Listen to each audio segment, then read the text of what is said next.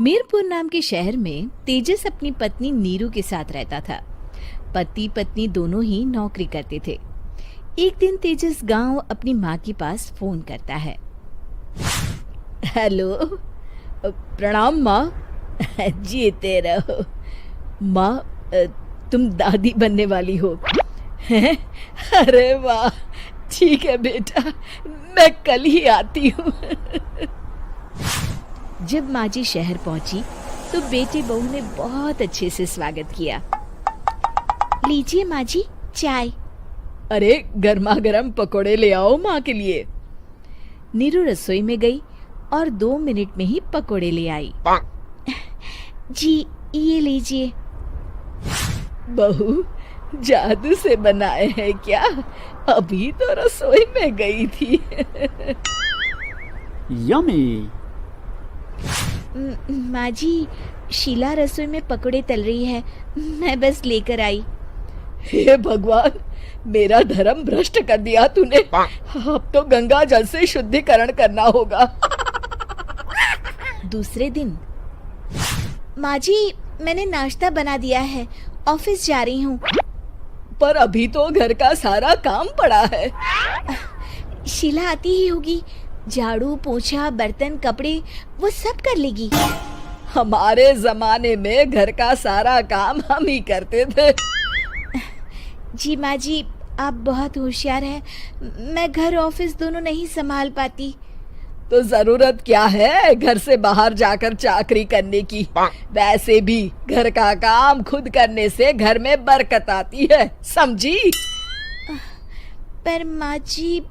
पर वर कुछ नहीं, इस महीने की पगार मिले फिर ऑफिस बंद। हाँ। रात को नीरू तेजस से कहती है, सुनिए जी, माँ जी बोल रही थी कि मैं नौकरी छोड़ दूं। वैसे ठीक ही तो है, अभी तुम्हें आराम की जरूरत है। फिर भी आराम कहाँ, शीला को छुड़ाने के लिए बोल रही थी। तो अब 24 घंटे में इतना काम तो कर ही सकती हो। पर जॉब पसंद है मुझे, घर पर मन नहीं लगेगा। अगले दिन जब दोनों ऑफिस के लिए निकल रहे थे, मेरी तो कोई कीमत ही नहीं है इस घर में।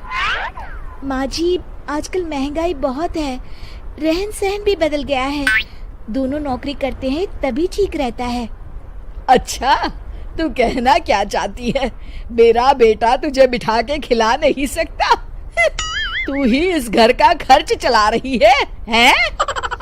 नहीं माँ जी, मेरा वो मतलब नहीं था। मतलब खूब समझती हूँ, ये बाल धूप में सफेद नहीं किए मैंने। हाँ।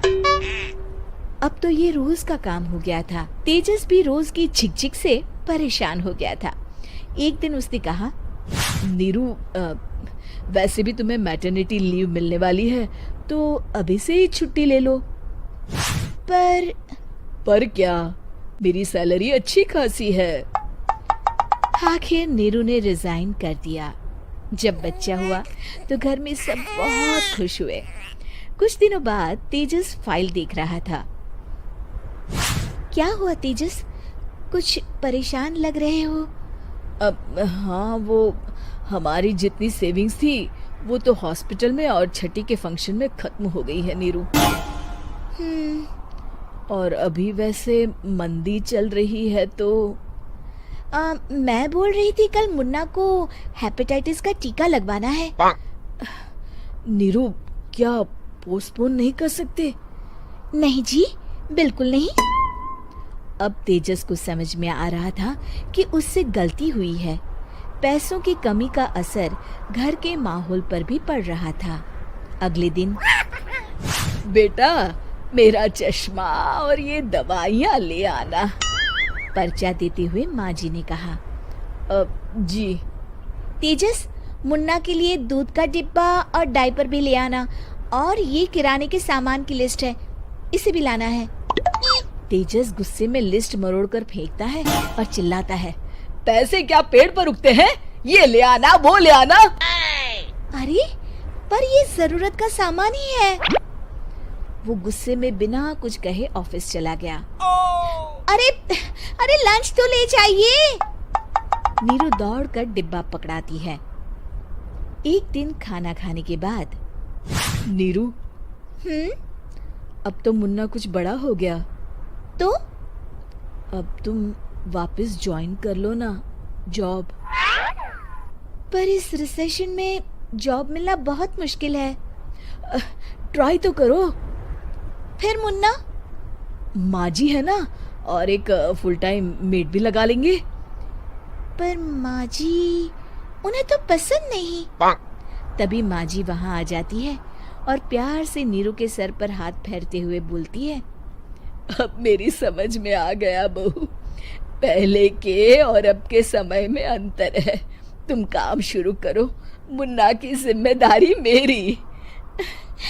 मेरी प्यारी माँ जी, ये कहकर नीरू उनके गले लग गई। शिक्षा, परिवर्तन संसार का नियम है, हमें भी समय के साथ चलना चाहिए। उम्मीद है कि आपको हमारी ये कहानी पसंद आई होगी। कृपया हमारे चैनल को सब्सक्राइब करें और सभी अपडेट्स के लिए बेल आइकन जरूर क्लिक करें। और हाँ, वीडियो लाइक और शेयर करना मत भूलिएगा। Bye bye.